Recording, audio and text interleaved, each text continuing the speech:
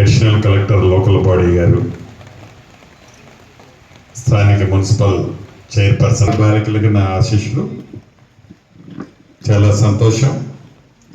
ఇప్పుడే మన రెసిడెన్షియల్ స్కూల్కి సంబంధించి 4,85,00,000 రూపాయలతో ఈ 5 ఎకరాల ప్రాంగణంలో మరింత అభివృద్ధి, అంటే అది వంటగదులు కానీ, క్లాస్ రూములు కానీ, నివసించే రూములు కానీ, ఓవర్ హెడ్ ట్యాంక్ కానీ, మీ ప్రిన్సిపాల్ గారు అడిగినట్లు ఫెన్సింగ్, సోలార్ ఫెన్సింగ్ కానీ, ఇలా టాయిలెట్స్ కానీ అన్నీ కలిపి 4,85,00,000 రూపాయలతో ఇంతకు ముందే శంకుస్థాపన చేసుకున్నాం.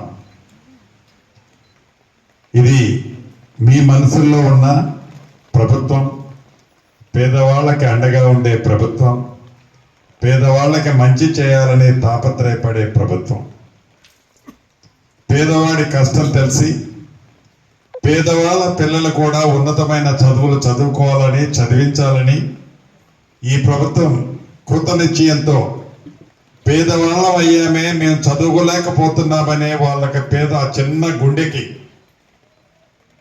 అటువంటి ఆలోచన రావద్దని ఈ ప్రభుత్వం చిత్తశుద్ధితో విద్య పట్ల, గౌరవ ముఖ్యమంత్రి రేవంత్ రెడ్డి గారు కూడా అదే శాఖ చూస్తున్నారు, విద్య పట్ల పెద్దపీట వేసి కనీ విని ఎరగని రీతిలో ఏదో మొక్కుబడిగా స్కూళ్ళు నడపకుండా క్వాలిటీ ఎడ్యుకేషన్ ఇవ్వాలని, ప్రైవేట్ సెక్టార్కి ధీటుగా, కార్పొరేట్ సెక్టార్లకి ధీటుగా తలతన్నే విధంగా ఇందాక పిఓ గారు చెప్పినట్టు రిజల్ట్స్ గతంలో కూడా అద్భుతంగా వచ్చాయి, భవిష్యత్తులో కూడా వస్తున్నాయి. అంటే అదేదో అర్ధరాత్రి అల్లావుద్దీన్ అద్భుతంలా చెప్తే వచ్చేది కాదు.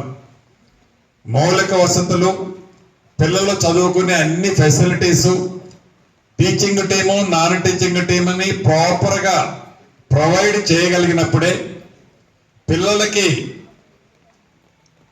సమృద్ధిగా పౌష్టికమైన ఫుడ్ పెట్టినప్పుడే, వారి మౌలిక వసతులు ముఖ్యంగా ఆడపిల్లలకి కాస్మెటిక్ ఛార్జీలు పెంచినప్పుడే అది సాధ్యమని తలంచి ఈ ప్రభుత్వం డైట్ ఛార్జీలు 40%, ఆడపిల్లలు, పేదింటి ఆడపిల్లలకి కాస్మెటిక్ ఛార్జ్ 200% పెంచిన ప్రభుత్వం ఈ ప్రభుత్వం.